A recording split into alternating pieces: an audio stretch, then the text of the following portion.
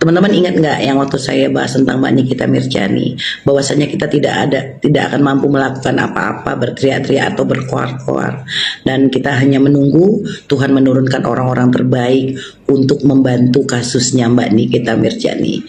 Dan harapan saya ini, harapan kita semua sepertinya akan terwujud, teman-teman. Kita akan melihat kebebasan Mbak Nikita Mirzani sebentar lagi, insya Allah, ya, dengan perlindungan dari Allah. Sebab apa?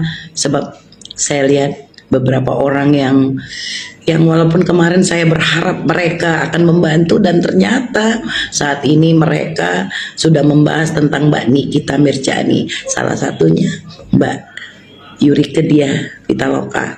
Saya yakin kalau Mbak Yurike sudah berbicara, saya yakin ini hasilnya akan memuaskan, karena saya tahu Mbak Yurike itu orang yang pintar dan adil di dalam melakukan kebijakan-kebijakan. Dan juga ada salah satu nih penegak hukum ya, yang sudah profesional dan sudah lama tidak terlibat di dalam bidang ini, bidang hukum. Dia ikut di dalam membahas Mbak Nikita Mirzani. Semoga itu akan membantu Mbak Niki ya. Amin. Kita doakan ya, semoga orang-orang yang mempunyai hati yang baik itu semuanya dalam keadaan sehat dan dalam perlindungan Allah. Ya teman-teman ya, ingatlah segala sesuatu yang tidak baik lama kelamaan juga akan terbuka. Dan Mbak Niki yang menurut saya sudah sangat terzolimin dan dizolimin berjamaah ya teman-teman ya, menurut saya. Akhirnya sebentar lagi Allah akan mengutus bala bantuan dari bermacam arah untuk membebaskan Mbak Niki. Ya, itu harapan terbesar. Ya. Jadi jangan bermain-main dengan hukum Tuhan. Kita bersembunyi di balik kebohongan-kebohongan dan kemunafikan ya. Karena itu tidak disukai Tuhan. Apalagi kita sampai membuat orang menderita. Kita doakan teman-teman ya, semoga Mbak Niki bebas dan nama baiknya akan pulih kembali. Harapan terbesar. Kita ini masyarakat yang tidak mempunyai kekuatan. Kekuatan kita hanya doa, dan doa kita semoga terkabul ya teman-teman ya. Dokter juga bukan dokter, percaya kalian dibilang dokter bukan dokter. Nah terus izin praktek tuh di depan siapa? Terus dokter kemarin sidang majelis disiplin profesi menyidangkan Suneo itu gimana ceritanya? Yang melaporkan, sedangkan laporannya si botak itu Pak Oga tuh, tahu nggak? Dia ngelaporin kan, sok-sokan melaporkan dokter ke MDP, disobek, dimasukin ke tempat sampah, tong sampah sama orang MDP. Nggak penting, ya. Laporannya dokter disidangkan, tahu nggak? Suneo disidangkan di hadapan para majelis disiplin profesi, laporannya dokter. Ya, laporannya si Pak Oga tuh, geng-geng sana tuh, gengnya Nepos tuh, disobek-sobek buang ke tempat sampah. Ya, itu perbedaan kelasnya kita. Ya, udah, kalian kalau mau percaya sama geng-geng sana silahkan. Ya, kubu-kubu yang tidak berotak semua. Kubu-kubunya kayak si Gosong, si Gosip, si Boker, si Nepos, semua itu. ART Rose yang nilep uang Bepom 1,3 miliar. Risiko kelakuan-kelakuan mereka. Itu yang kalian percaya saja ya. Jangan percaya dengan dokter yang lulusan cum laude, ya, yang dokter punya klinik di mana-mana, ya, alhamdulillah punya jadi pengusaha yang nggak usah dipamer-pamerin, ya, udah jadi member brand ternama, store-store ternama. Nggak tahu, nggak laku gitu jualan jamunya dia. Nggak ada yang percaya sama dia lah, percaya sama mulutnya si Tunepos, si Tundedol. Rumah juga sertifikat nggak punya, ini nggak punya, pinjaman semua. Untung Tante Nat sudah menarik semua aset-asetnya, semua diambilin semua, tas-tasnya semua. Makanya dia kalau bikin video sekarang tasnya pada bolong semua di belakang, lalu diambilin sama yang punya. Emang iya? Iya, dia udah diambilin. Karena dia mau setelah lagi ditangkap bakalan juga Tundedol, udah bakalan kena. Nah belum juga itu pelaporannya dokter fitnah udah kena, gitu. Udah pasti kena 1000% itu Nepos udah kena. Boker yang lagi bokernya aman gak itu belakangnya? Aman gak? Pakai pampers gak? Dia kan satu rumah sama yang namanya Verity. Oh ternyata kalian pasangan begitu. Masa malsuin NA, malsuin halal, belagu lagi gayanya. Udah jelas malsuin NA, malsuin halal. Katanya Nepos Iya sayang, dia mantan security ya. Security apa? Security kamar mandi, security toilet ya. Security pabrik. Pabrik apa? Hah? Sengketa. Pokoknya sengketa dia lah pokoknya. Tanah sengketa, iya kan? Rumah ini tangga sama ini, sengketa, belum. iya kan?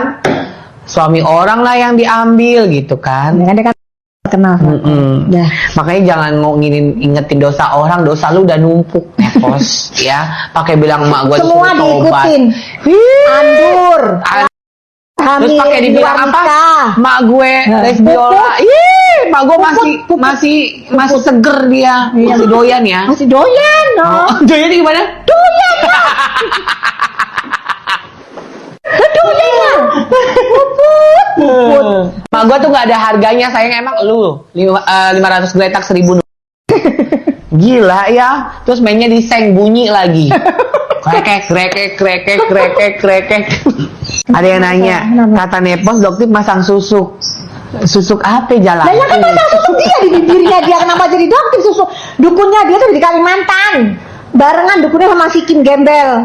Satu dukun dia di Kalimantan. Bareng itu dukunnya. Dia pasang susuknya di bibir yang cerita si Kim Gembel. Ya, jadi cerita dukunnya tuh ini gitu. Diceritain sama Kim Bel.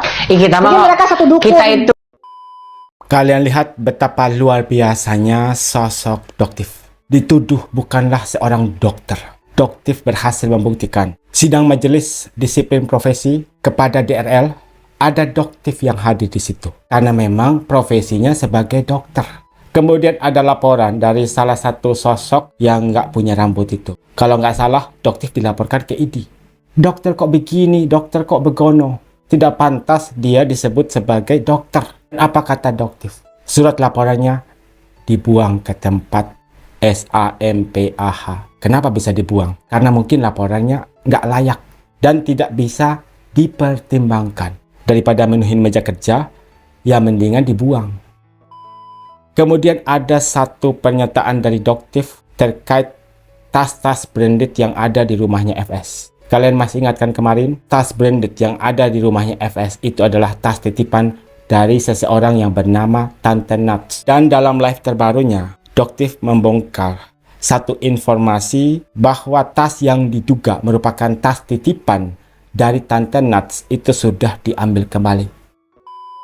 Dan di sini ada netizen yang kita sebut sebagai saksi. Waktu FS bikin video di kamar, salfok sama lemari tasnya kayak kosong gitu. Apa sudah diambil sama pemilik aslinya? Nah, dia menyoroti satu video story dari FS. Biasanya kalau bikin story, backgroundnya itu memperlihatkan tas-tas branded milik FS. Tapi katanya kok seperti ada yang kosong. Nggak semuanya, tapi mungkin sebagian sudah tidak berada di tempatnya. Lalu diduga tas itu sudah diambil oleh pemilik aslinya, yaitu Tante Nats. Alhamdulillah kalau Tante Nats sudah paham kalau Nevos bakalan masuk sel.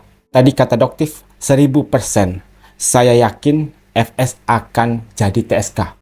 Keyakinan dari Doktif bukan lagi 80%, 90%, 100%, tapi 1000%. Beliau ini yakin FS akan jadi TSK.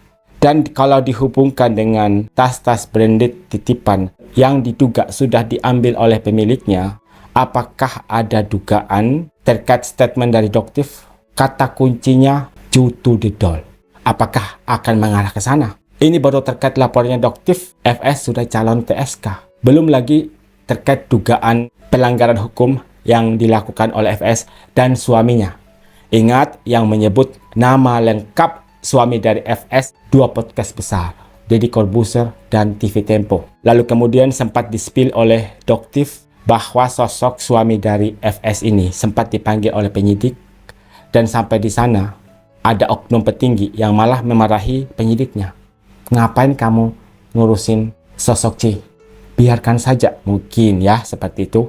Tapi baru-baru ini Presiden Republik Indonesia baru saja memberikan statement. Jangan pernah lagi membekengi kasus to the doll. Biarkanlah mereka diproses secara hukum. Kalau memang terbukti bersalah. Emang semua tas itu milik temannya yang jual berlian kalau nggak salah.